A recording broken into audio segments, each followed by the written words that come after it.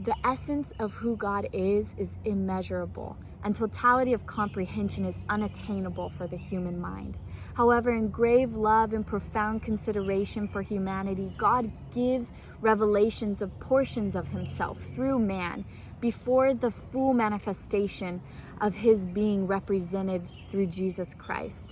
Hosea is one of these prophets through whom God gives broader, deeper revelation of his nature. At first look into the book of Hosea, there seems to be a tension between God being portrayed as angry and God being portrayed as tender and gracious. However, a careful exegesis of this tension gives revelation of the fullness of God's love for his people. At the beginning of the book, Hosea receives a command from God to go and marry a prostitute, Gomer, who will go on to commit adultery. And this serves as a precept to the purpose of the book, which is to illustrate the relationship between God and Israel through the relationship of Hosea and Gomer. What Hosea had to do was in the slightest form what God did when making a covenant with Israel, who had a history of unfaithfulness and of a wandering eye. Gomer does go on to commit adultery and gave herself to other lovers, symbolic of Israel's infidelity to Yahweh. Israel's plunging depravity causes a case by which God pronounces judgment. The 3 children Gomer has are then each given a prophetic name symbolic of this judgment. The first child is a son named Jezreel, meaning God scatters or God sows. She then gives birth to a girl named Lo Ruhama, meaning no pity. And finally, she gives birth to a son named Lo Ami, meaning not my people. A variety of negative terms further the pronouncements to the point of complete rejection as the people of God and a loss of every benefit of the covenant. Harsh it may seem, but severity of judgment is actually a crucial aspect in revealing the depths of God's determination to love a people who are the most undeserving and even undesiring of relationship with God.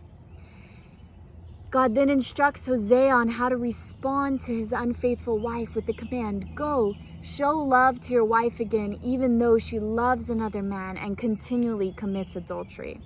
Hosea does so. He goes on to love her and to win her back, and even pays to buy her back from her new lovers. In even greater ways, God pronounces how he will deal with the infidelity of his people by alluring Israel back to himself with love. He says he will speak tenderly to her, give her back her vineyards, and restore her hope. He even declares to defy the very judgment of the prophetic names given to Hosea's children, having mercy on Lo Ruhama and calling to Lo Ami, "You are my people." This love is initially all on one side. Israel has done nothing to receive it, but is a free response of God.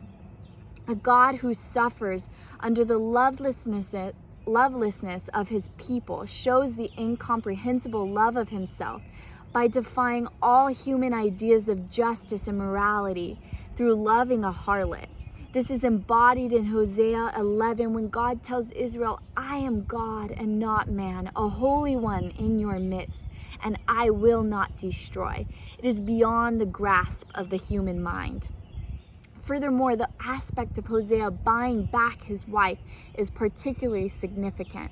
Although Hosea had already married Gomer and should rightfully own her as his possession, he pays to buy her back. This foreshadowed Jesus' act of dying on the cross in pursuit of winning the world back to himself, and foreshadows the new messianic kingdom. The Lord is fully willing to forget Israel's sins because he knows of the Messiah to come, who will shed his blood for all sin, past, present, and future. Pointing to the reason as to why Yahweh chooses this, Hosea continually focuses on Israel's lack of knowledge about Yahweh. 14 times in the book, the Hebrew word yada is used, meaning to know. In more fullness, the word alludes to an intimate and personal relationship with and understanding of someone. It is the same word used to describe sexual intimacy in the Hebrew language. This is the expression of God's desire for Israel and his longing for his bride to actually be in a marriage covenant with him. In the Garden of Eden, when God first chose to create man, he created man with a purpose to cultivate, create, and partner with him in the presence of him.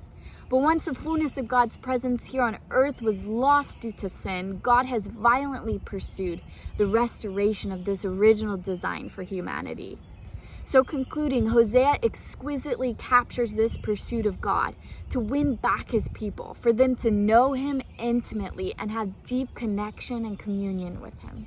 The anger of God is evident as he watches his bride's infidelity, but the pain and core yearning of his being surpasses his anger.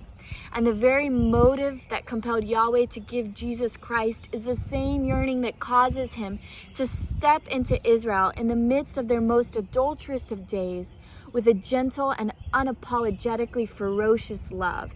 He places his heart on the line once more to lavish his love on an inconsistent people for the hope that they might one day yada him again. This is a continuous narrative throughout the history of humanity until one day the Lord's promise is fulfilled with the restoration of earth where his presence will once again fully dwell.